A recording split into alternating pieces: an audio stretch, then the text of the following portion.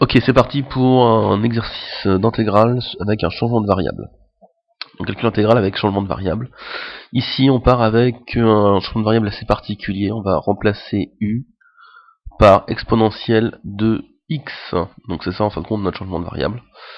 C'est quelque chose d'assez particulier. Et ça va plutôt pas mal se passer. Voilà, donc première chose, on va bosser le changement de variable pour savoir ce qu'on obtient.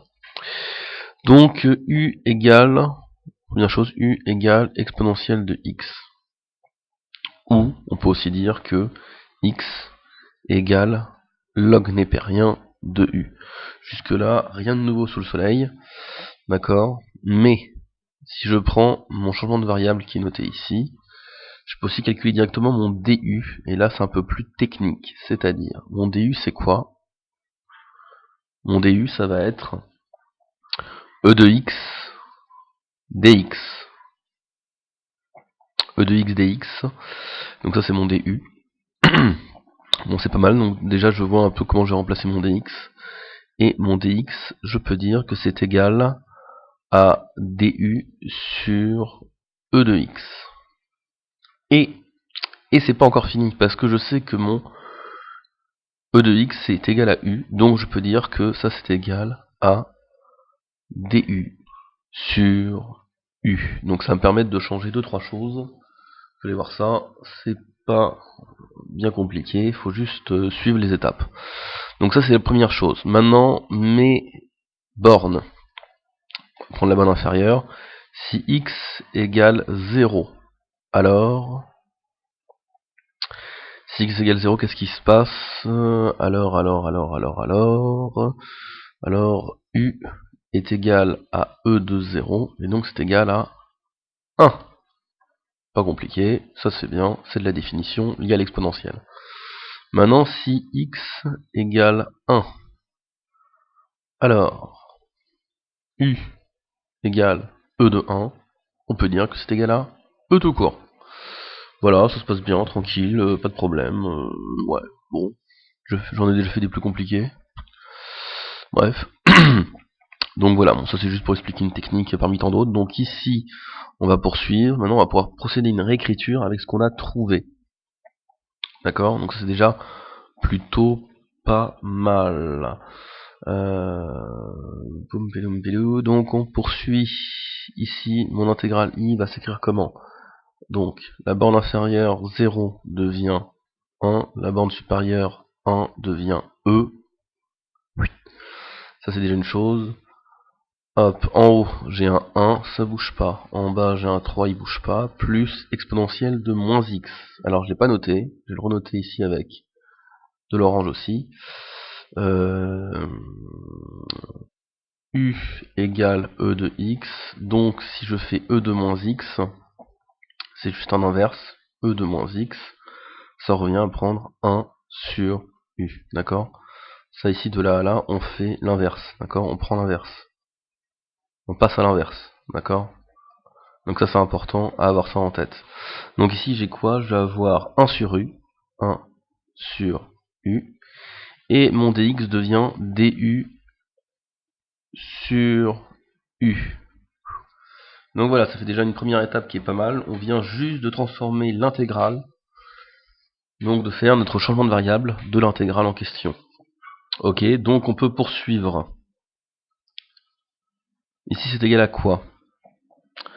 Donc on va celui-là on va le rentrer au niveau du dénominateur. Ça me fait quoi? Donc c'est l'intégrale de 1 e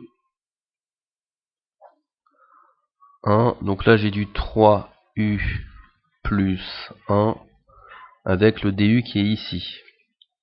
Ça c'est déjà un premier point, pas mal. On poursuit le boulot, on poursuit le boulot.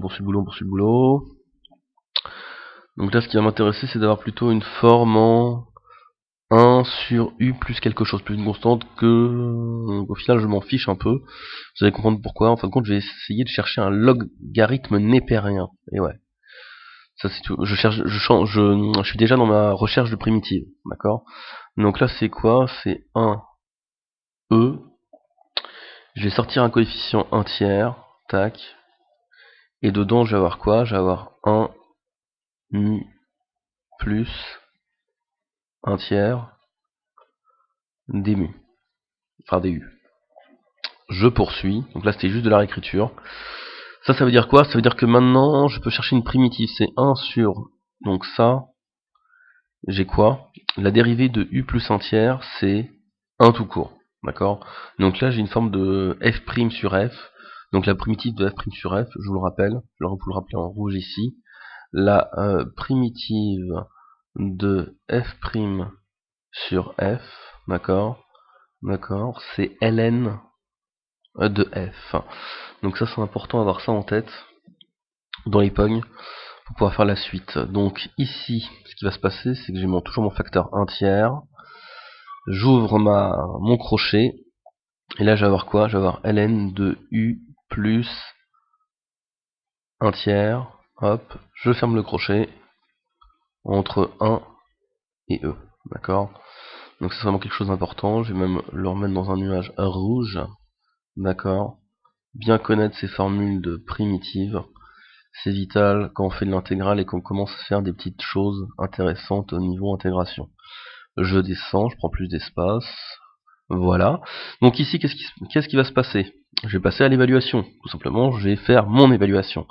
Donc là, j'ai quoi? J'ai 1 tiers, et c'est parti. Je remplace d'abord ln de mon u par e, donc c'est ln de e plus 1 tiers, ok, moins ln de 1 plus 1 tiers.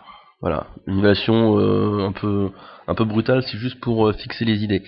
Donc la petite étape de calcul, moins 1 tiers, facteur de, alors ln de e plus 1 tiers, de e plus 1 tiers, moins ln de 4 tiers, voilà. Donc là je poursuis, 1 tiers, donc là ln de a moins ln de b, je vous rappelle une petite formule aussi à droite, ln de a moins ln de b, c'est égal à quoi? À ln de a sur b. Donc je vais pouvoir tout regrouper sous le même logarithme népérien, ce qui est très intéressant pour le calcul. Donc là j'ai 1 tiers, maintenant je regroupe tout sous le même logarithme, donc c'est ln de, hop, une grosse parenthèse, alors ce qui est au-dessus c'est e plus 1 tiers, sur 4 tiers. Donc ça c'est déjà un premier point.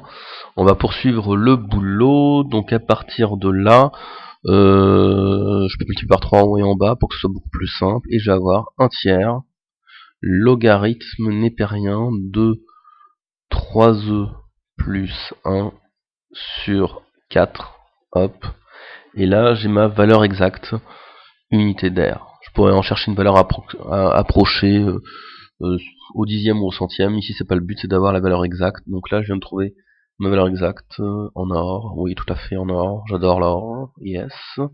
Ça c'est bon. Hop. Impeccable. Donc ici j'ai trouvé la valeur de mon intégrale. Enfin un petit changement de variable. D'accord. Ce qui a permis de retrouver une forme en logarithme népérien pour la primitive. Puis l'évaluation s'est passée sans aucun problème. Il faut juste bien connaître ces formules. Je vous rappelle qu'ici, là, j'ai utilisé d'abord une formule sur les primitives. Donc là, je vais remettre ici primitive. Donc ça, c'est une définition d'f de primitive. Et ici, c'est une définition aussi qui est très importante. C'est une définition. Donc là, c'est def du logarithme népérien. D'accord? Def du logarithme népérien. Formule algébrique, très importante. Voilà, et on arrive ici, et tout se passe bien, et c'est fini. Voilà, merci pour avoir d'avoir suivi ce petit exercice. Au revoir.